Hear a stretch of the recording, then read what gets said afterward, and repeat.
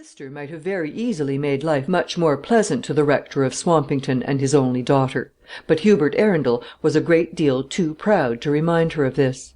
If Mrs. Mostyn chose to forget him, the brother and sister had been loving friends and dear companions long ago under the beeches at Dangerfield, she was welcome to do so. She was better off than he was, and it is to be remarked that if A's income is 300 a year and B's 1,000, the chances are as 7 to 3 that B will forget any old intimacy that may have existed between himself and A. Hubert Arundel had been wild at college, and had put his autograph across so many oblong slips of blue paper acknowledging value received that had been only half received, that by the time the claims of all the holders of these portentous morsels of stamped paper had been satisfied, the younger son's fortune had melted away, leaving its sometime possessor the happy owner of a pair of pointers, a couple of guns by crack makers, a good many foils, single sticks, boxing gloves, wire masks, basket helmets, leathern leg guards, and other paraphernalia, a complete set of the old sporting magazine from 1792 to the current year, bound in scarlet morocco, several boxes of very bad cigars, a Scotch terrier, and a pipe of undrinkable port. Of all these possessions, only the undrinkable port now remained to show that Hubert Arundel had once had a decent younger son's fortune, and had succeeded most admirably in making ducks and drakes of it. The poor about Swampington believed in the sweet red wine, which had been specially concocted for Israelitish dealers in jewellery, cigars, pictures, wines, and specie.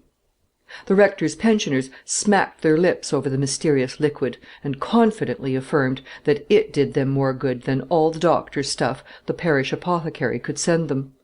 Poor Hubert Arundel was well content to find that at least this scanty crop of corn had grown up from the wild oats he had sown at Cambridge.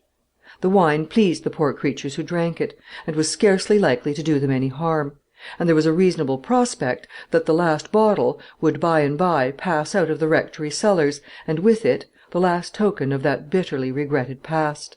I have no doubt that Hubert Arundel felt the sting of his only sister's neglect, as only a poor and proud man can feel such an insult; but he never let any confession of this sentiment escape his lips; and when Mrs. Mostyn, being seized with a fancy for doing this forgotten brother a service, wrote him a letter of insolent advice, winding up with an offer to procure his only child a situation as nursery governess, the rector of Swampington only crushed the missive in his strong hand, and flung it into his study fire, with a muttered exclamation that sounded terribly like an oath.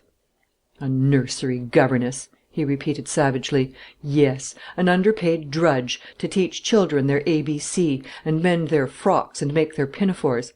I should like Mrs. Mostyn to talk to my little Livy for half an hour. I think my girl would have put the lady down so completely by the end of that time that we should never hear any more about nursery governesses." He laughed bitterly as he repeated the obnoxious phrase, but his laugh changed to a sigh. Was it strange that the father should sigh as he remembered how he had seen the awful hand of death fall suddenly upon younger and stronger men than himself? What if he were to die, and leave his only child unmarried?